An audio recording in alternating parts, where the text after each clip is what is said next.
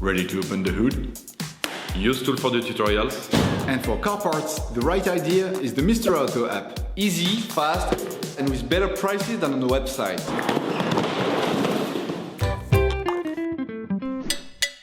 You will find the bulk shock absorbers used in the video exclusively on the Mr. Auto website and through the link in the description. Turn your engine off, pull up the handbrake, pull on the bonnet release lever and open the bonnet. On this vehicle, the shock absorber heads are accessible. Remove the plastic protection.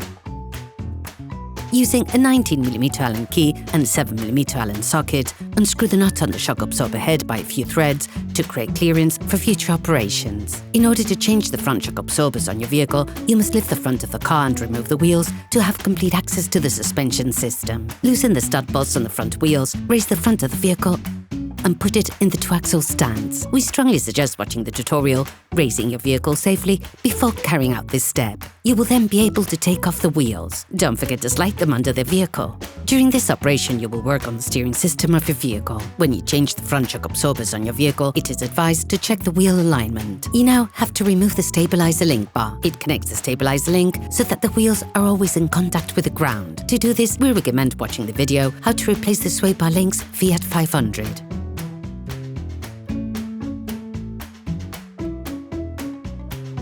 As the components to be removed are very often seized up, don't hesitate to brush or to use penetrating oil to facilitate the operation. Remove the ABS sensor cable. Remove the brake hose from its housing.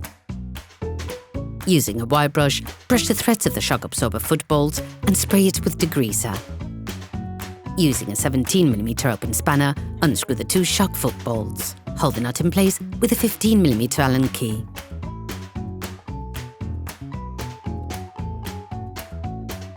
Then remove it. You can use a hammer to help you.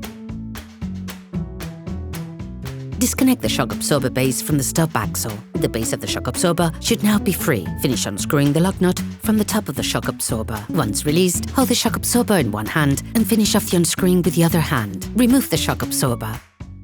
In order to change the shock absorber, you must now separate it from the spring. You can find a description of the tool used in the video, which we think is most adapted to the operation. Careful, pay attention as you compress the spring. This is not without risk and should be undertaken paying very careful attention. Block the tool in a vise. This will make it easier to use. Install the shock absorber on the tool, then tighten the mobile flange against the spring, controlling its position carefully. Check that they're properly held by the locking studs, then slowly compress the spring using the socket wrench and the appropriate socket. Once the shock absorber is free from the spring, using a 27mm offset wrench and a 7mm Allen socket, you can unscrew the nut on the shock absorber itself. In the most extreme cases, you have to use an impact wrench. Then remove the upper shock absorber support, the lower suspension strut support bearing. Remove the shock absorber from the spring. Remove the bellows.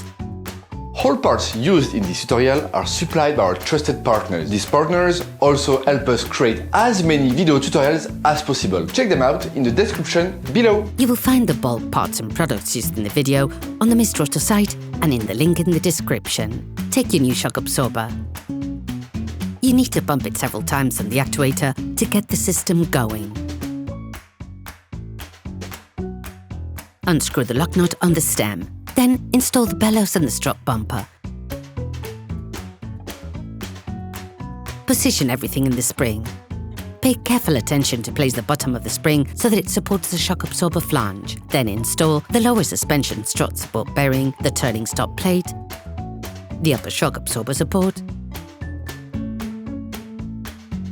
and finish by screwing in the lug nut onto the shock absorber stem.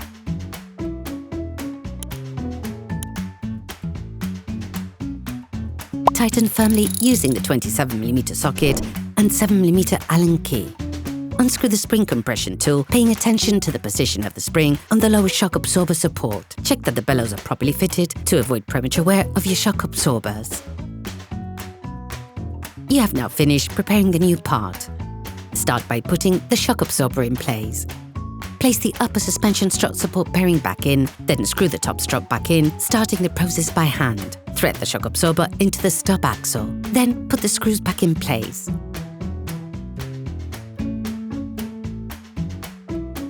Finalise the tightening of the screws with a torque wrench. Clip the brake hose back in. Clip the ABS sensor hose back in. Put the stabiliser link bar into its upper housing and screw it in. Finish off the tightening with a torque wrench. Put the wheels of your vehicle back on and lower it to the ground. The final tightening of the top strut mount is done with a torque spanner.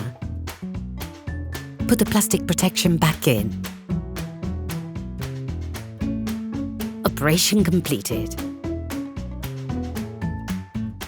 Hi, it's Theo from UseTool. I hope this video has helped you a lot in your car maintenance. We will be super grateful if you could spread the word so that we can produce even more tutorials. Simply give us a like, a comment, and hit that subscribe button. It really helps us boost the channel and help the whole community. Thanks a lot and have a great one.